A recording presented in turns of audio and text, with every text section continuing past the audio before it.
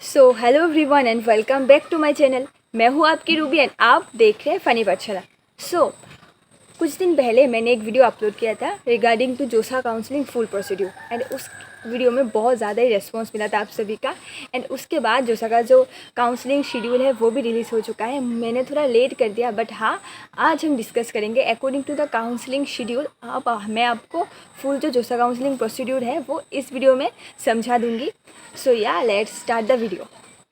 तो first of all इस process के बारे में जानने से पहले कुछ बेसिक नॉलेज हम बोल देते हैं जिनको पता नहीं है, जिनको अभी भी इस बारे में कुछ ज़्यादा नॉलेज नहीं है। सो उनके लिए what is JoSAA. Basically the full name of JoSAA is joint seat allocation authority. And अगर आपको किसी एक आईआईटी में आइदर कुछ एक एनआईटी और ट्रिपल आईटी और जीएफटीआई में आपको एडमिशन चाहिए तो आपको मस्ट इस काउंसलिंग में पार्टिसिपेट करना होगा। सो उसके बाद कुछ क्वेश्चन हम देखते हैं कि कौन कौन से बच्चे इस काउंसलिंग में पार्टिसिपेट करते हैं। So what is the eligibility criteria. Basically अगर आपने जेईई मेंस एग्ज़ाम दिया है, आपके पास एक वैलिड रोल नंबर है, आपका रैंक हाई हो आइदर लो हो, जो कुछ भी हो, आप काउंसलिंग में पार्टिसिपेट कर सकते हो यार। यस, इस एलिजिबिलिटी क्राइटेरिया रिलेटेड बहुत ज़्यादा ही मिथ रहते हैं, तो आपके हर एक मिथ को यहाँ पे एंड कीजिए एंड सुन लीजिए।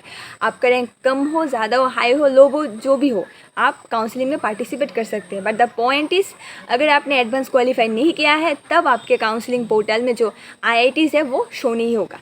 एंड उसके बाद the next part come to जो काउंसलिंग के टाइम आपको कुछ डॉक्यूमेंट चाहिए। एंड देन कुछ बच्चे क्वेश्चन करते हैं कि हमें डॉक्यूमेंट्स कब चाहिए। सो बेसिकली आपको जो फर्स्ट टाइम रजिस्ट्रेशन करना है उस वक्त आपको डॉक्यूमेंट ही चाहिए।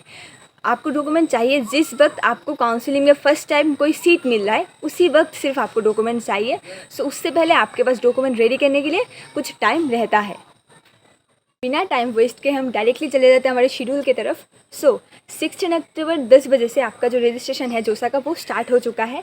फर्स्ट ऑफ जो स्टेप है वो आपको है, आपका रजिस्ट्रेशन करना होगा एंड देन आपको आपका चॉइस फिलिंग करना होगा। Registration and choice filling related एक लाइव डेमो वीडियो हमने जस्ट अपलोड किया है, उसका लिंक भी आपको आई बटन में मिल जाएगा, ज़रूर उसे जाके चेकआउट कीजिए। आप रजिस्ट्रेशन कर लोगे एंड उसके बाद जब 22 अक्टूबर को आपका जो फर्स्ट मॉक सीट अलॉटमेंट उसका रिजल्ट आ जाएगा।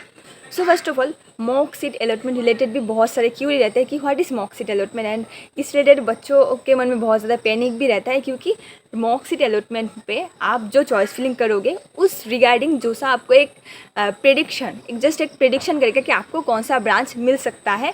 एंड बेसिकली 70% केस में ये फॉल्स होता है। आप ऐसे ही पकड़ सकते हो कि अगर आपको किसी एक मॉक सीट अलॉटमेंट में अगर आपको सिविल मिल रहा है, जाके देखना आपको जोसा में जाके इलेक्ट्रिकल मिल जाएगा। यस, एंड इवन मेरे टाइम पे भी मैंने खुद का एक्सपीरियंस से बोल रही हूँ, मॉक सीट अलॉटमेंट में बीटेक का कोई ब्रांच नहीं मिल रहा है, बट आफ्टर जब काउंसलिंग हुआ तो मेरा ब्रांच 3 टाइम्स अपडेट हुआ था।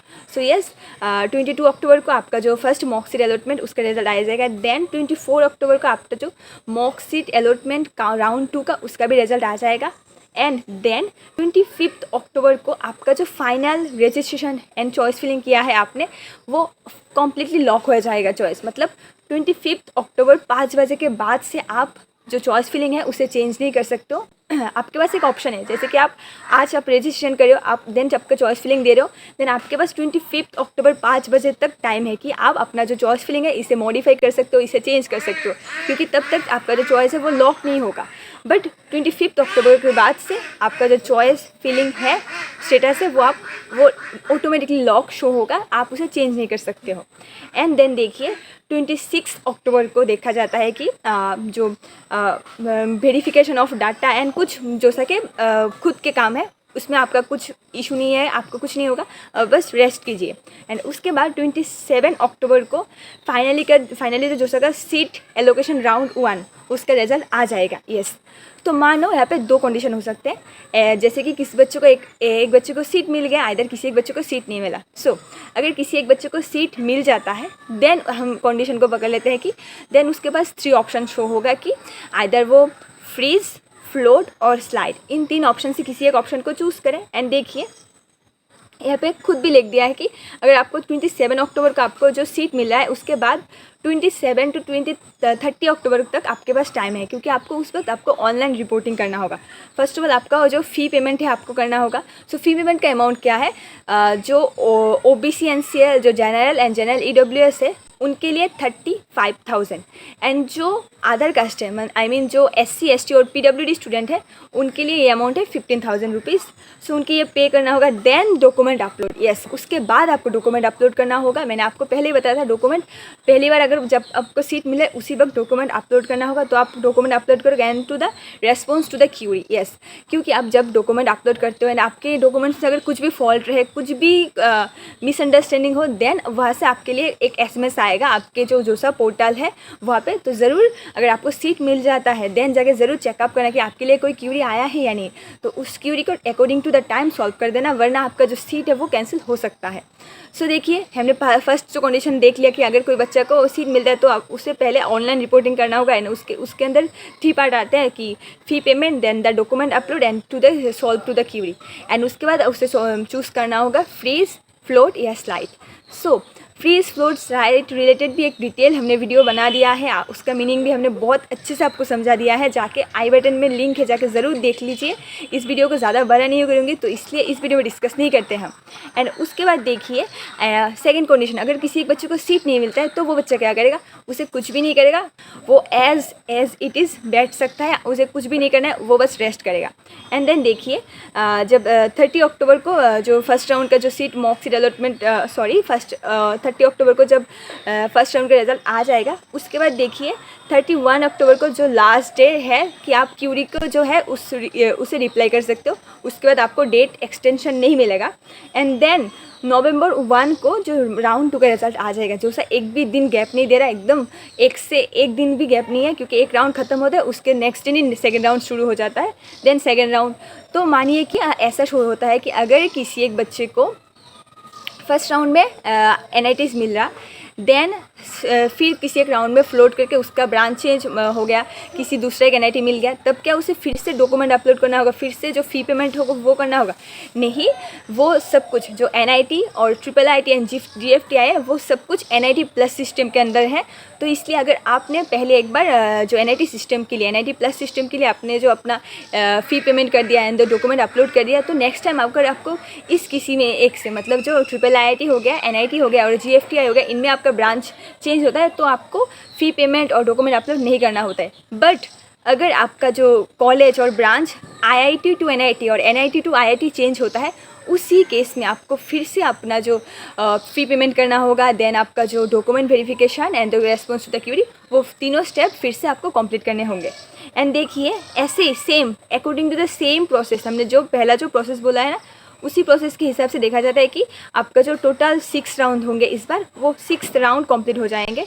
एंड हमारा जो फाइनल राउंड है उसका रिज़ल्ट 6 राउंड वो 18 नवंबर को ख़त्म हो जाएगा। यस, सो इसमें से कुछ क्वेश्चन बच्चों के मन में आ जाता है कि देखिए किसी एक बच्चे ने देखिए 2 जगह पे अप्लाई किया है, जैसे कि आप कुछ दिन में जैक काउंसलिंग स्टार्ट हो जाएगा, कॉमेट के काउंसलिंग है, बहुत सारे काउंसलिंग है।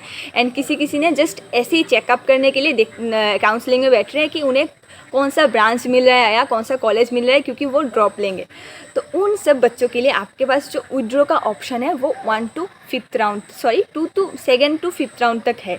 आप 2nd to 5th राउंड के अंदर ही आपको विड्रॉ करना होगा, उसके बाद आपको जो विड्रॉ का ऑप्शन शो नहीं होगा। बट येस, NITs, अगर आप NIT प्लस सिस्टम में जाते हो तो आपके पास एक ऑप्शन रह जाता है कि अगर आप नेक्स्ट में जो अगर CSEP राउंड में पार्टिसिपेट, मतलब जो स्पेशल राउंड में पार्टिसिपेट करोगे, उसके बाद भी आपके पास जो विड्रॉ का ऑप्शन शो होगा। बट जो IITs के बच्चे हैं जिन्हें किसी एक IIT में सीट मिल गया, वो विड्रॉ करना चाहते हैं या नेक्स्ट ईयर में ड्रॉप दे के नेक्स्ट ईयर एग्ज़ाम देना चाहते हैं, तो इनके लिए must 2nd to 5th round के अंदर ही आपको विड्रॉ करना होगा, वरना आपका जो फ़ी है वो वापस नहीं आएगा। एंड आप नेक्स्ट टाइम भी IIT के लिए प्रिपेयर, IIT जो JEE एडवांस है उसके लिए भी आप बैठ नहीं सकते हो।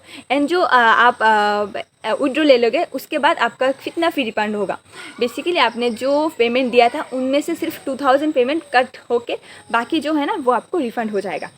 गाइस, उसके बाद लास्टली जो पार्ट आता है कि आपका जो एडमिशन प्रोसेस होता है, and the admission process start will be from 20 November to 24 November तक। सो इसमें कुछ क्लियरली ऐसा मेंशन नहीं है कि आपको ऑनलाइन और ऑफलाइन रिपोर्टिंग करना है। बोला है कि हाँ ऑफलाइन रिपोर्टिंग हो सकता है, बट अगर सिचुएशन अंडर कंट्रोल ना रहे तो ऑनलाइन रिपोर्टिंग हो जाएगा। एंड उस टाइम आपको फिर से आपका जो डॉक्यूमेंट्स है वो वेरीफाई करना होगा। देन आपको जो क्या करना है, आपको जो आपका एडमिशन फ़ी है वो देना होगा। वो बेसिकली होता है कि अगर आप OBC आइदर जनरल और जनरल EWS हो तो आपको 40,000, एंड आइदर आप अगर कोई SC ST हो और PWD हो देन आपको 20,000 पेमेंट करना होगा।